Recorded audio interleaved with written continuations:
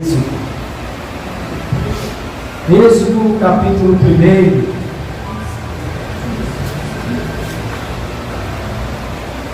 Vamos ler até o verso 14, amém? Segundo livro da Bíblia, do Antigo Testamento, Êxodo, capítulo 1, até o versículo 14. Estes, pois, são os nomes dos filhos de Israel, que entraram no Egito com Jacó.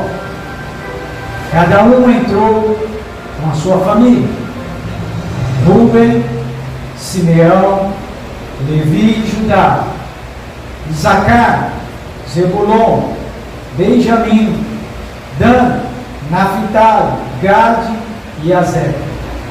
Todas as almas, pois, que descenderam de Jacó foram 70 almas.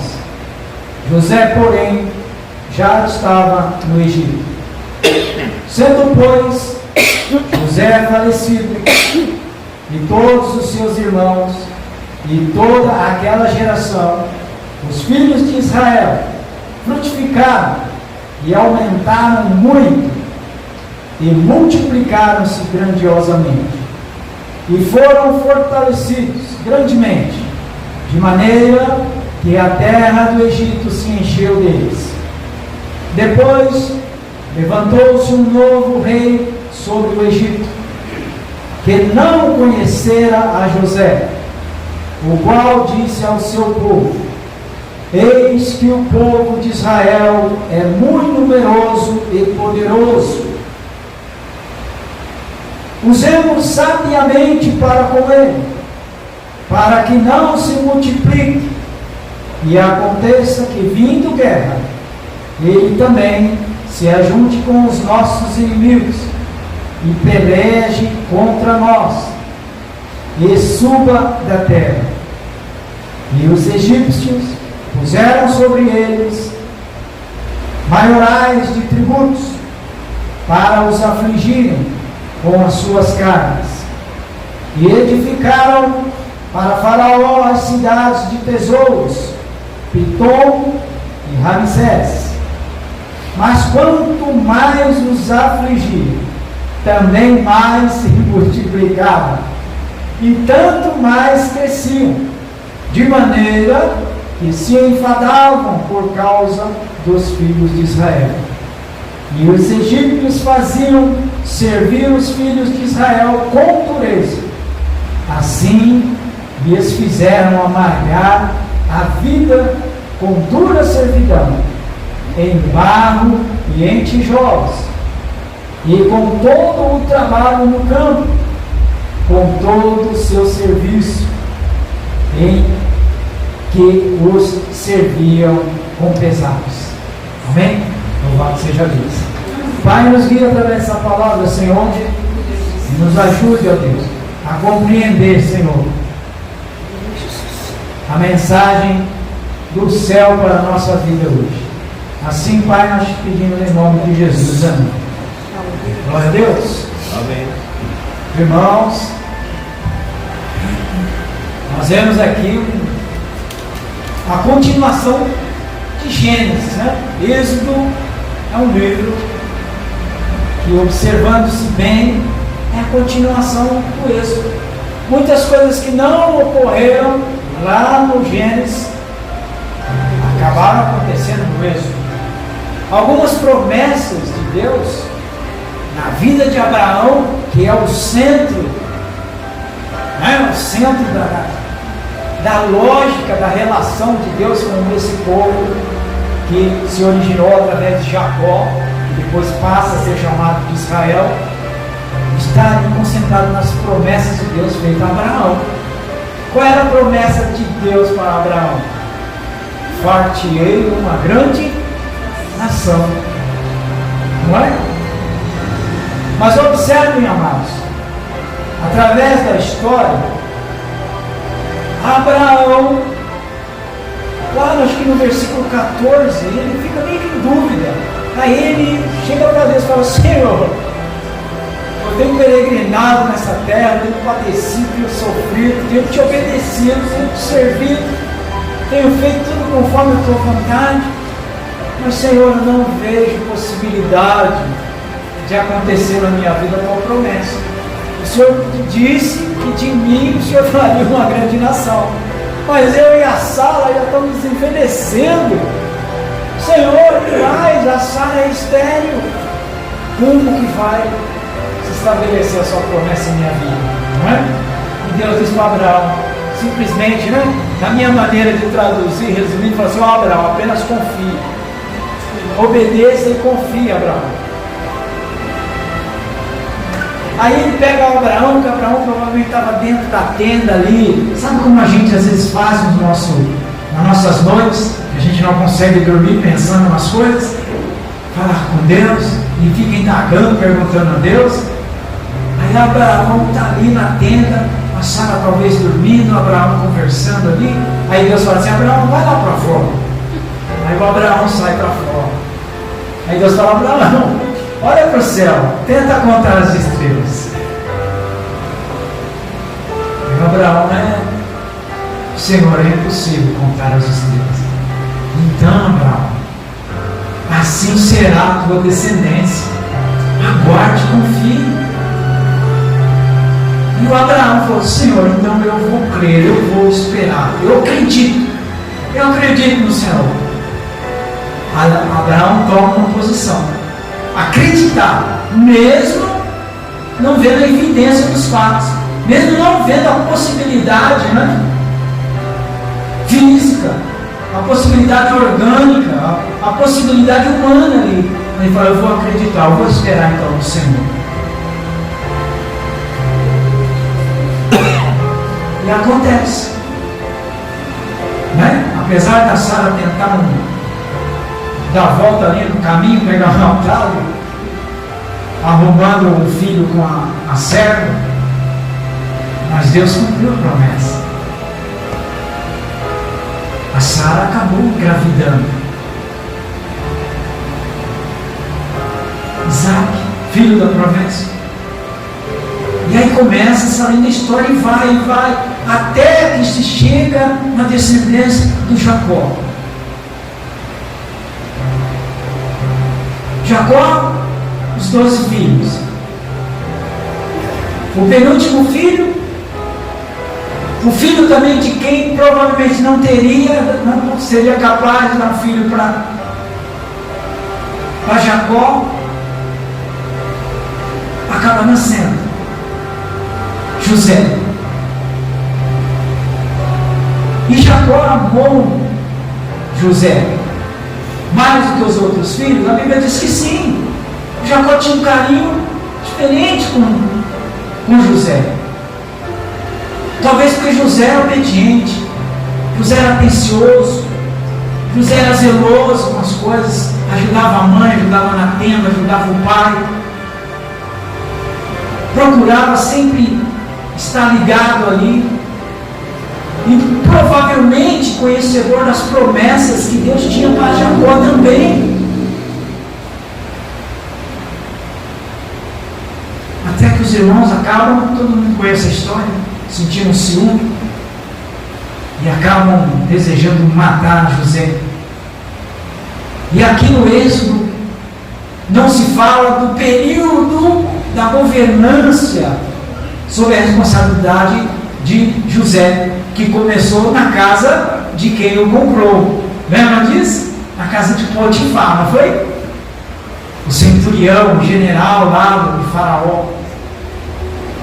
Ali começa a estabelecer então o conceito da dificuldade, o conceito do sofrimento. Lembra que Abraão passou por esse mesmo sofrimento? Acho que capítulo 15 de Gênesis. Abraão é levado ao monte para oferecer um sacrifício a Deus. E quem era o sacrifício que Deus pedia? Seu filho, Isaac. Lembra? Lá no 14 ele duvidou. Deus fala: sai da tenda, olha para o céu, a tua descendência será como as estrelas do céu. Então eu vou crer, eu vou esperar. Aí de repente, mais adiante, Deus fala: eu quero o seu filho.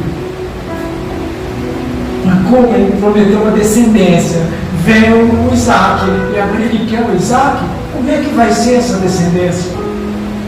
Às vezes, irmãos, no nosso sofrimento, Deus está nos provando a nossa obediência, o nosso temor. Quando nós passarmos nossas dificuldades, nossas lutas, irmãos, a Bíblia nos adverte que nós não devemos reclamar. Nós vamos observar em todo o enunciado, tudo o que Jesus ensinou no seu sermão, na sua conduta perante o povo, atendendo às necessidades do povo. Para ele, se estabeleceu sempre o modelo da obediência. A obediência em primeiro lugar. Jesus sempre esteve obediente ao Pai, não fazia nada que não fosse segundo a vontade de Deus, segundo a vontade do Pai. Até mesmo o que ele dizia, o que ele falava, era vindo do alto, era a sabedoria que vinha do Pai. E ele se tornou um grande exemplo nessa questão da obediência, da servidão, da humildade e da esperança em acreditar mesmo que as coisas estejam nos trazendo sofrimento. Abraão passou por isso, amou a Deus, acreditou, esperou em Deus, mas teve alguns momentos. E às vezes Deus, Ele quer tirar do nosso sofrimento uma grande experiência para nós mesmos, para o futuro. Algumas vezes eu me desesperei, algumas vezes eu passei sofrimentos. E eu dizia, poxa, se Deus, Ele nos crente prega, esse Deus, Ele, o povo vive falando para mim, ele não está nem aí comigo. As coisas são muito difíceis para mim, as coisas são difíceis para a minha vida. Eu vi a minha casa, eu vi as dificuldades que enfrentávamos, eu vi o sofrimento da minha mãe e dizia, Deus, e a gente sempre procura acreditar em alguma coisa, sim ou não? E eu me lembro do processo durante um grande período de escassez, de sofrimento, de dificuldade que nós passávamos. A busca por acreditar, a busca por confiar. E às vezes a gente quer buscar parâmetros terrenos, parâmetros humanos, para tentar acreditar em Deus. Mas não tem como, irmãos. É crer realmente no invisível, é crer realmente naquele que a gente não vê fisicamente, mas que estabelece pela tua palavra, pela tua vontade, as grandes promessas que se cumpriram, e vão se cumprir, e estão se cumprindo. E a gente então entra no livro do Êxodo vendo que Deus, Ele cumpre, Ele garante, não importa o tempo, não importa a distância da promessa para o seu cumprimento. A gente observa que aqui no texto diz assim, olha, toda essa família de Jacó, que é levada para o Egito, lembra quando José, veio que os irmãos foram lá comprar alimento, aí descobre que os irmãos estão lá, aí procura descobrir se o pai ainda era vivo, e sim, era vivo, então armou todo aquele, para trazê-los. A provisão de Deus. Quando José foi lançado lá naquela cova, pelos irmãos, vendido como escravo pelaquela caravana, Deus já estava provando naquele sofrimento o futuro de um povo, o futuro de uma família, o futuro da nação, o futuro da multidão de pessoas que ele havia prometido com Abraão. Deus já estava provendo. Então muitas vezes as minhas lutas, minhas dificuldades, o seu sofrimento, para pensar um pouquinho, será que não é Deus provando alguma coisa no futuro para alguém? Por que um pai constitui uma família, se casa, passa a trabalhar longas horas por longos anos, dedicando-se à família, à criação dos filhos? O que ele está visando? Dias melhores, Ele está ali, a mãe trabalhando, se esforçando. O que ela está vendo? Dias melhores para a sua casa, para a sua descendência. E às vezes nos custa, é sofrimento. Acordar cedo, pegar ônibus, pegar trem. Não é? Ou às vezes não tem que ir na jornada, na caminhada, debaixo de sol, debaixo de chuva. O seu sofrimento pode ser a provisão de melhores dias para alguém no futuro. E aqui a gente vê estabelecido isso. José padeceu, sofreu a justiça dos irmãos, sofreu a justiça lá no Egito, que ele não chegou lá já sendo o cara, não. Ele foi escravo. Mas mesmo nessa condição, ele teve honradez, ele teve sensibilidade, ele não deixou de obedecer a Deus, ele não deixou de ser temente a Deus, e ele nunca perdeu a esperança de um dia rever os seus. Assim como Abraão, né?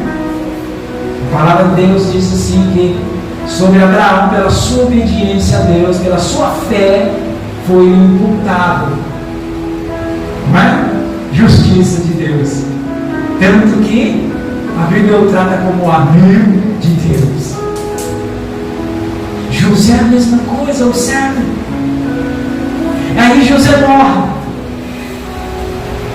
Está vendo? O trecho passa rapidinho aqui de um versículo para o outro, né?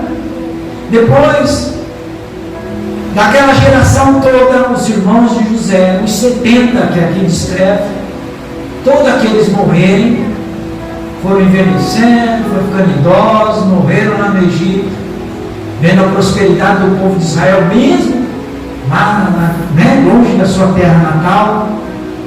Aí o versículo muda muito rápido, do 7 para o 8 diz assim: depois levantou-se um rei sobre o Egito. Aqui é rapidinho, de um versículo para o outro. Mas sabe quanto tempo demorou isso? Depois da morte de José, até se levantar o outro rei? 220 anos. Tempo suficiente para aquela grande nação prometida, para aquela grande descendência de Abraão se estabelecer. Amém? Não se estabeleceu lá na terra prometida, já estava se estabelecendo ali no Egito. 220 anos da morte de José até o surgimento deste rei, que o versículo 8 diz assim: ó, não conhecia José. Esse faraó que se levantou, ele não conheceu José. 220 anos depois. Então 220 anos o povo de Israel ali vivendo aquela descendência de Azer, de Zebulon, de Naftali, até mesmo os de José, foram ali tendo mais filhos e foram se multiplicando, se tornaram um povo grandioso, poderoso, numa nação estranha, uma nação que não era deles. E o Egito começou a temer eles. E aí vocês vão discorrer depois no capítulo todo, dizendo: olha, chegou um momento que eles planejaram barrar esse crescimento. Faraó, que se levantou, que não conhecia José, por causa do período histórico, nesse período de 220 anos, provavelmente foi um faraó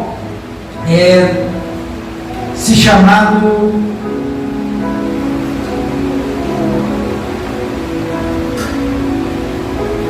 cadê? Eu anotei o nome dele, é um nome meio esquisito. Não. O que se levantou nesse período,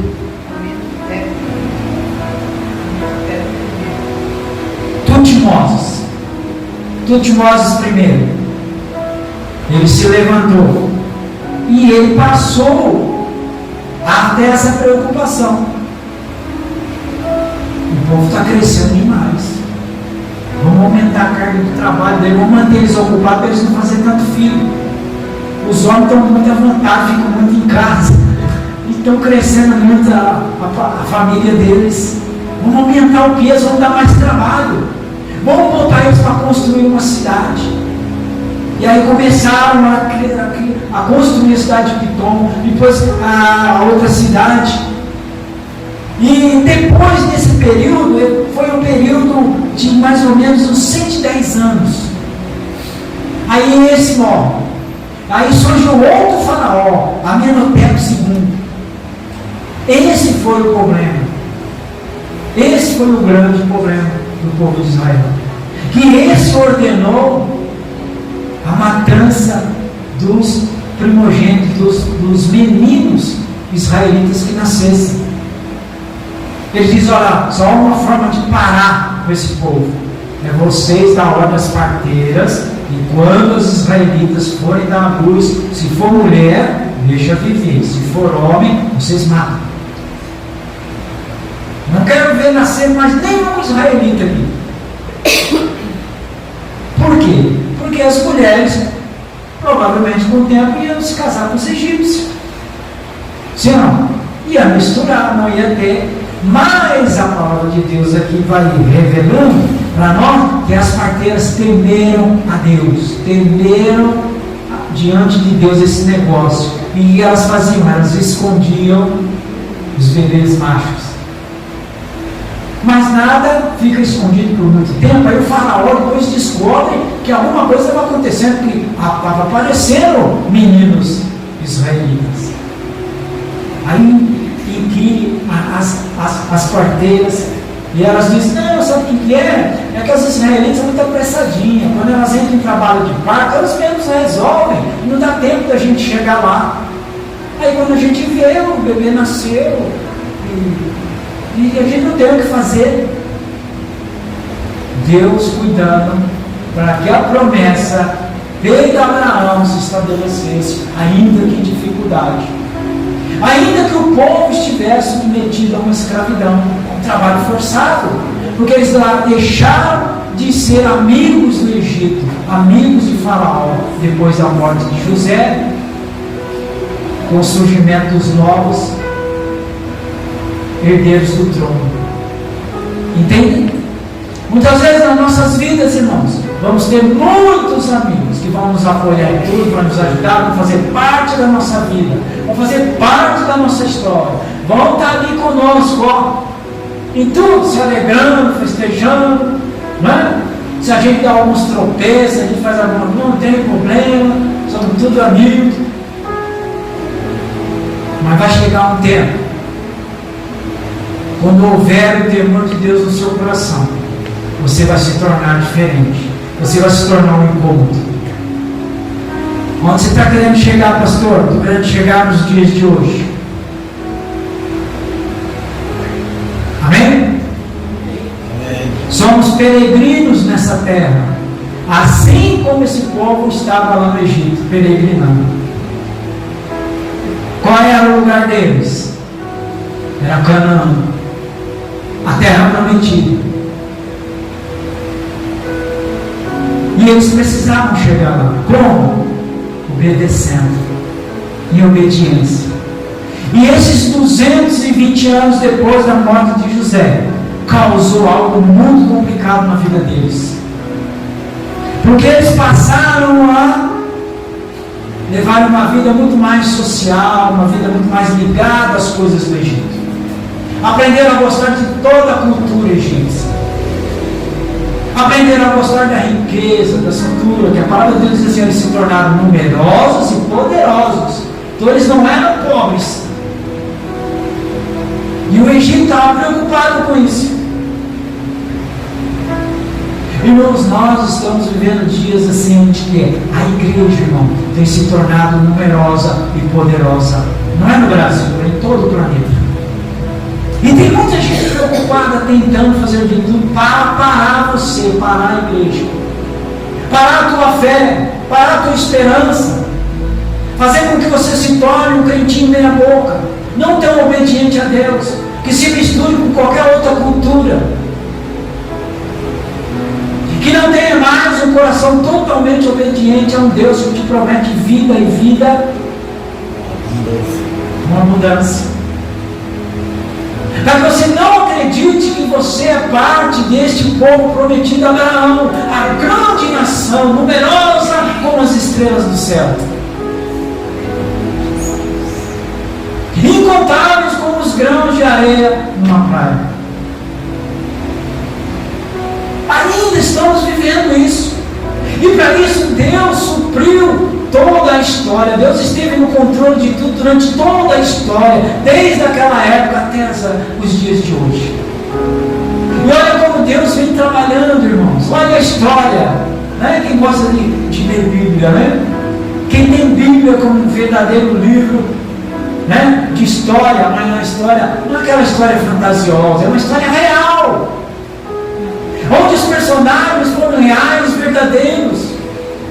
Existe alguma parábola ou outra, alguma coisa ou outra, alguma ilustração ou outra, mas os principais envolvidos na história foram personagens reais e verdadeiros, homens obedientes a Deus, tementes a Deus. Algumas vezes erraram, algumas vezes tropeçaram, mas tiveram sensibilidade, temor a Deus no coração e voltaram atrás e fizeram conforme Deus queria. Alguns pagaram alto preço, alguns foram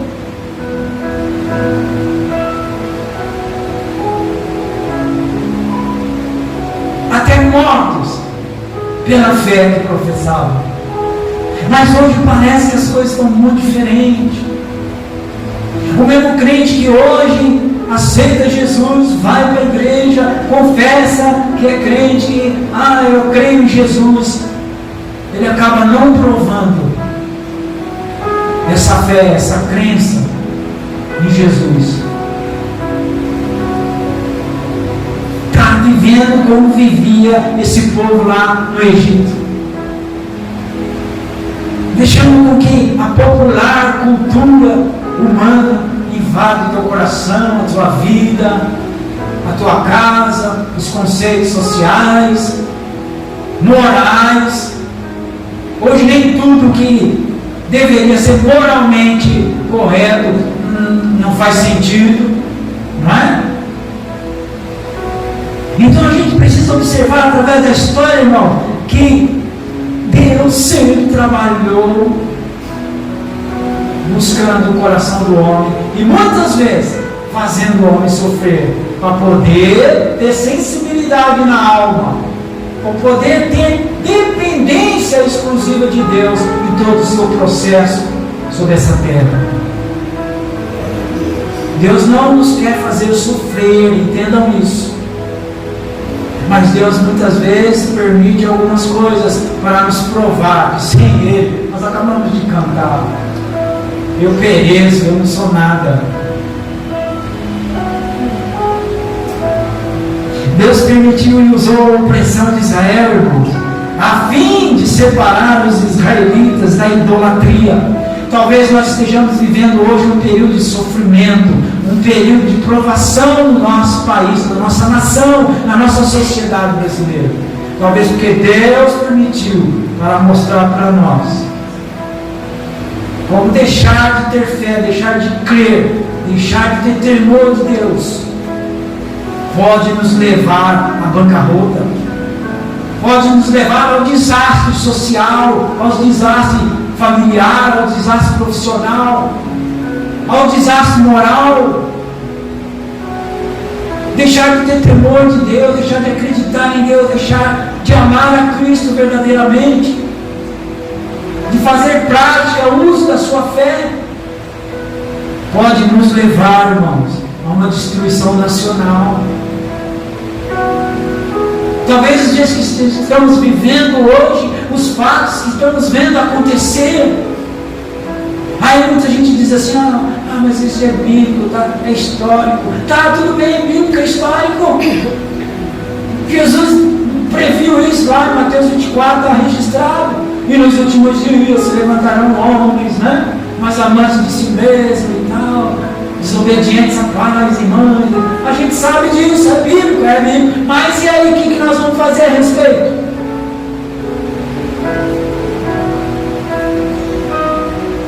O que nós vamos fazer a respeito? Qual é a nossa posição diante de tudo isso? Continuar crendo que só Deus salva, só Deus liberta, só Deus é caminho, é justiça, é luz.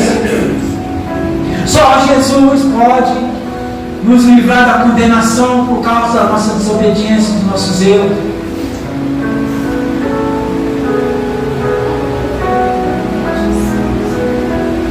Josué, no capítulo 24, versículo 14, ele diz assim para o povo: olha, já pulei para Josué, tá? O êxodo saiu, o povo saiu, atravessaram o Mar Vermelho, lembra? Tinha um caminho a ser feito que era mais curto, houve alguns problemas, aí tiveram que dar uma volta maior, coisinha pouca, coisinha de 40 anos, não é? Aí toda aquela geração desobedeceu, criaram problema, queriam voltar, ainda guardavam o sabor da cebola, do alho, lá do Egito, do coentro, do cominho, né? Mas acho que eles estavam mais querendo voltar para as festas, né? Não morar em tendas, mas morar em casas feitas de tijolos, de barro, né? De pedra, sei lá, dependendo da... Moisés morre, Josué assume, aí Josué já começa chamando a atenção, né? Agora, pois, temei ao Senhor e serve-o com sinceridade e com verdade, e deitai fora os deuses aos quais serviram vossos pais da além do rio e no Egito, e sirvam somente ao Senhor. Amém? Então hoje qual é a questão dessa geração, deste povo, dessa descendência? Nós queremos servir a Deus. Sim, eu quero ir à igreja, mas eu quero também ser social. Eu tenho a minha vida social, claro, perfeito. E dentro dessa vida social, qual é a fé que você pratica? Como é que você se apresenta dentro do seu espaço social? Nós acabamos de cantar aqui: eu te levarei por onde eu for. Às vezes socialmente nós não leva Jesus. Sabe por quê? Porque muitas vezes na nossa vida social nós estamos lá no churrascão, tem um pagodão, tem umas barricas de chope, né? Tem os engradados de cerveja. E socialmente, não é social, pastor. Aí domingo eu sou crente. Mas sabe o que a história nos revela? Sabe que toda essa vivência, toda essa coisa que a gente caminhou até agora, está tentando nos provar que Deus está preocupado ainda conosco. Deus ainda está se esforçando muito em nos ter diante dEle, nos caminhos dEle, através do Calvário. Deus ainda está se esforçando muito em nos ter como o seu povo, como uma nação escolhida, como uma descendência prometida a Abraão. E Deus muitas vezes está se esforçando muito, às vezes Deus está lançando alguns de nós no sofrimento, para prover a vida dos outros. Quantos têm acompanhado o sofrimento de alguns missionários na Nigéria? Quantos têm acompanhado o sofrimento de alguns missionários em Angola? Quantos têm acompanhado o sofrimento de alguns missionários aqui no Brasil? Que vai para o Nordeste, que vai para o Norte. Porque o Sudeste, o Sul, o Centro-Oeste, é diferente.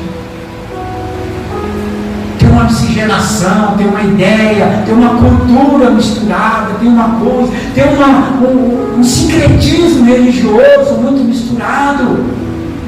Tem muita igreja, tem muita gente que é crente de domingo. Mas Deus está preocupado é de segunda a sábado.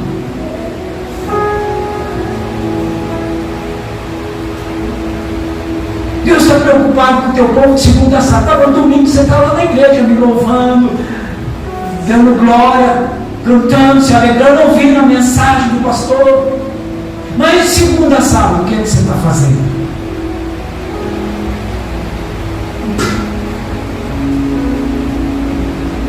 Muitos estão sofrendo no Pará, no Piauí, Vale do Jequitinhonha, quem já ouviu falar?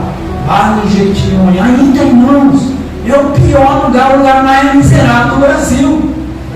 E olha que teve gente que falou que ia acabar com a pobreza, com a fome, com a miséria. Mas o Vale do Jequitinhonha ainda existe. Enquanto nós temos grandes investimentos no sul, no centro-oeste, no norte, nordeste, e o Vale do Jequitinhonha, que é ali a divisa, você saindo do centro-oeste, do centro do país, indo para o nordeste, você se depara ali em Bahia, norte de Minas, é o tal do Vale do Jequitinhonha. Ai, irmãos.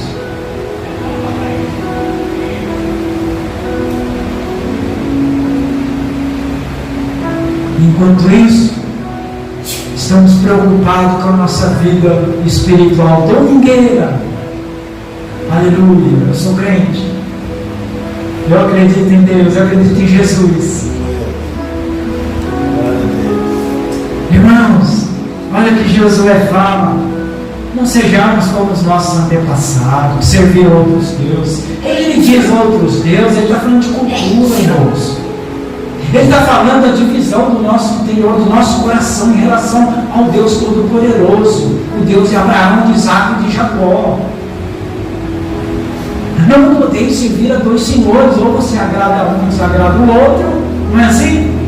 Então a gente tem que botar dentro do nosso coração um real e verdadeiro sentimento de que eu acredito no Deus de Abraão, de Isaac e de Jacó, o que criou os céus e a terra, e aquele que ia mesmo o Éden sendo destruído, sendo fechado, ele ainda, a partir dali, ainda constituiu um povo para ser chamado de seu. Fez promessa a alguém capaz de gerar. E olha onde estamos, olha onde chegamos. Amém? Irmãos, Ezequiel 23:8 é um momento difícil que Ezequiel está passando ali. O povo também desobediente, o povo preocupado em Israel tinha sido dividido, Samaria de um lado, né? Jerusalém do outro, reino do norte, reino do sul. O Ezequiel preocupado, porque quando as coisas apertavam, quando o inimigo ameaçava, eles não buscavam o Deus Todo-Poderoso, eles buscavam outras nações. Ou era a Síria, ou era o Egito. E o Ezequiel falou: olha, para com isso. Para de querer buscar o socorro em outro lugar, a não ser no Deus de Abraão, de Isaac e de Jacó. E às vezes ainda nós, nos dias de hoje, vivemos tal situação. Muitas pessoas que acreditam em Deus, se diz crente, se diz evangélico, mas buscam o seu socorro em outras entidades. Não busca o seu socorro na palavra, não busca o seu socorro em Jesus Cristo, no Calvário. Não busca o seu socorro no Deus Todo-Poderoso, Criador dos céus e da terra. Invocam outros.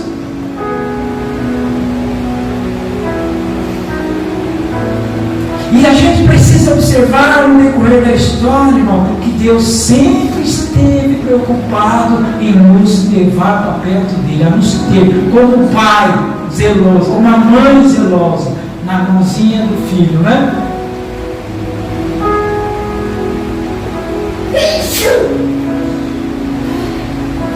O Ezequiel diz assim: olha, as suas impudicícias, palavra difícil, né? Impudicícias. Talvez aqui o Ezequiel, se ele não toma cuidado, ele falava palavrão aqui, né? Mas acho que ele não tinha uma outra maneira maneira de expressar os erros que o povo cometia, que ele diz assim: olha, as suas imputicícias que vocês trouxeram do Egito, vocês ainda não abandonaram, vocês ainda não largaram, ou seja, os costumes, os hábitos, as incertezas, as vaidades. Irmãos, nós estamos vivendo dias bem parecidos. Se é que nós queremos dedicar a nossa vida realmente a louvar, engrandecer, obedecer ao Deus de Abraão, Isaac e de Jacó, ao Pai do nosso Senhor e Salvador Jesus Cristo. Se ainda nós queremos confessar que cremos, fazemos parte dessa aliança selada com sangue, a gente precisa pensar nisso. Será que eu ainda carrego dentro de mim essas coisas? Eu preciso me livrar? Eu preciso abandonar? Eu não posso dizer que acredito em Deus, que espero em Deus, confio em Deus, cometendo os erros como o povo do passado cometia. E olha que sempre houve homens preparados, que entregaram a sua vida, e Ezequiel padeceu muito também, para alertar o povo. E hoje, muitas vezes, nós vemos muitos pregadores se esforçando ao máximo para alertar o povo, mas são ridicularizados, são zombados, as pessoas não dão ouvido. Aí aparece os massageador de ego, não é? Aparece os palestrantes que gostam de proporcionar aquelas mensagens que enchem o nosso ego, não é, mano?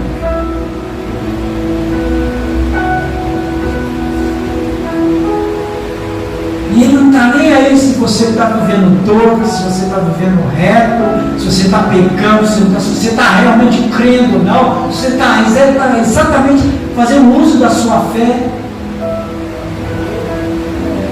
provando a Deus, exemplificando aos demais a sua fé.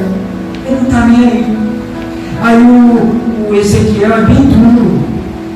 Ele diz: vocês não deixaram tudo isso, porque com ela se deitaram na sua mocidade, e eles apalparam os seus seios da sua virgindade, e derramaram sobre ela a sua impudicícia.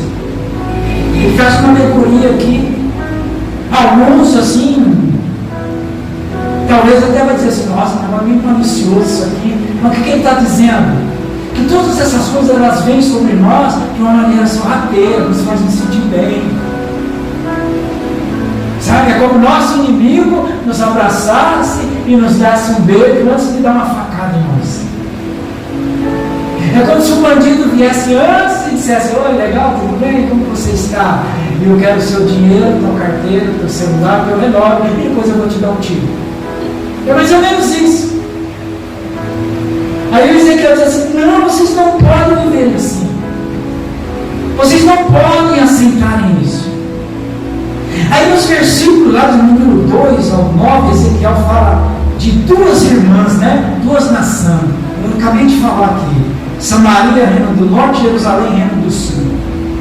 Ele fala: elas cometeram também adultério e foram provadas por Deus, e Deus as castigou por isso. Deus não as isentaram dos seus erros, porque nos momentos mais difíceis elas buscaram ajuda nos estranhos. Samaria foi atrás do Egito, quando Senaqueribe estava tentando invadir tudo lá. Depois, Jerusalém, reino do sul, vai atrás do Dário, na Síria, para ver se eles libertam eles do... E nós? Quando vem as dificuldades, quando vem o medo, quando vem o terror, quando vem os inimigos batendo na nossa porta, a quem nós buscamos socorro?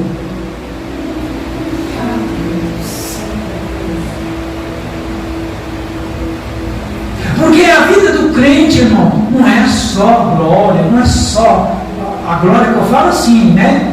Não é só presente, não é só vitória, não é só, né? A bênção está lá em casa, e tá. Não é só isso. A vida A vida do crente muitas vezes é incômodos espirituais, incômodos sociais, principalmente com nós mesmos. Porque nós primeiro, para vencermos o mundo, nós temos que vencermos a nós mesmos. Já perceberam isso? Aí quando a gente fala para Deus, Deus, eu não aguento mais, eu sou fraquinho. A palavra de Deus diz que o salmista fala, quando eu estou caindo, né? Quando eu estou fraco, eu vejo que Deus fala assim, não, você é forte. Por quê?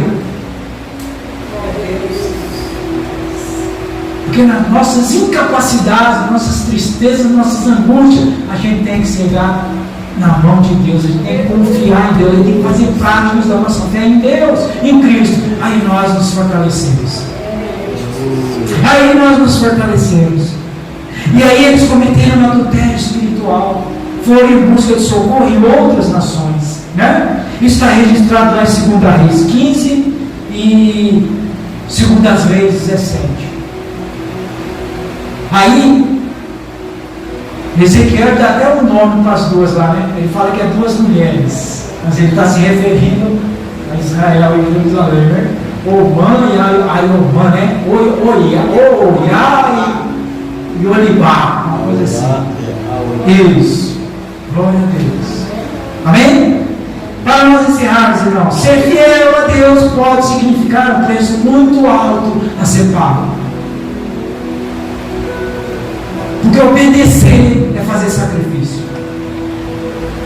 A cada vez mais eu aprendo isso.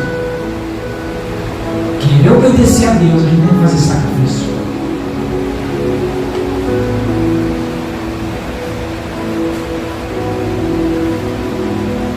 De igual modo, irmãos, os crentes do Novo Testamento são todos chamados, eu, você, todos, desse ministério, de qualquer outro ministério, sobre a face desse planeta, todos que se dizem crente, lavados no sangue do Cordeiro,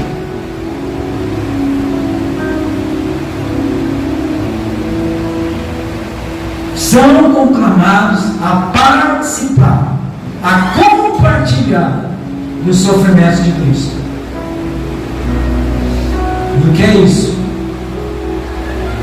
Por amor, ele se entregou, né? Ele fez para provar que ele era Deus, que ele tinha divindade. Ele fez porque ele se achava o único que poderia suportar tudo aquilo. Não. Ele fez porque ele foi obediente. Obediente até, o que é que Pedro fala? Obediente até a morte. Morte de cruz. Senão ele não teria chorado no Getsemane.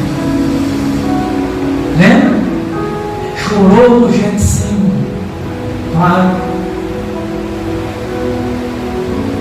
a minha alma, Pai, está angustiada. Eu sinto, Pai, o gosto da morte. Aqui aos meus ossos, Pai, gente. Se possível for, passe de mim essa experiência, né? Passa de mim esse momento, Pai. Não deixa eu sofrer assim, mas seja feita a tua obediência. Às vezes nós dizemos assim, o que tiver que ser, vai ser, já está escrito. Sim ou não? Tiver que ser, vai ser, já está escrito, Deus já escreveu. Deus está escrevendo. Eu sou um dos que estão aprendendo a acreditar que Deus ainda está escrevendo na minha vida, segundo os meus atos de fé, segundo as minhas obras de fé. Ele vai escrevendo os capítulos futuros, porque só Deus sabe o meu futuro, só Ele pode planejar o meu futuro.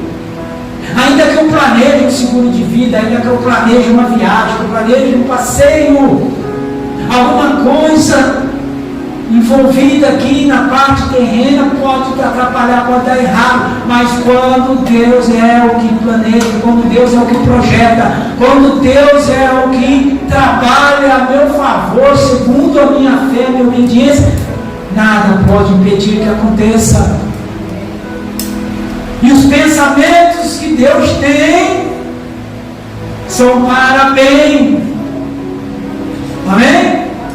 Os pensamentos que Deus tem de você, de mim, de qualquer um que serve a Ele, é de bem. Deus nunca pensou mal. Mas as provações vêm. Porque às vezes nós somos instrumento, não é? Nós somos instrumento.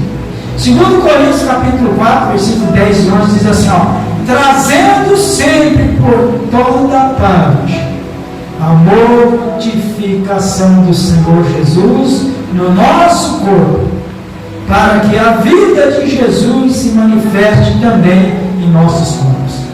É o Paulo dizendo isso. O que é isso? Às vezes tem que morrer o eu, tem que morrer a minha vontade.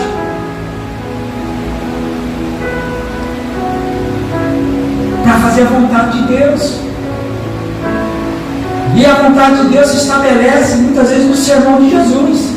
Amai-vos uns aos outros, como eu vos amei. O que queres que vos faça, faça você pelos outros. Lembra da parábola do bom samaritano? Passou o sacerdote, de nós. Passou o levita, de nós. Tem muita gente servindo, tem muita gente cantando, louvando, mas ninguém está disposto a realmente fazer prova da sua fé em favor do outro. Esse é o grande problema da igreja da nossa atualidade. Todos querem, todos querem, todos querem. Mas chega na hora de dar, é com contenção, né? Até dá, até ajuda. Mas é com contenção, às vezes é com seleção.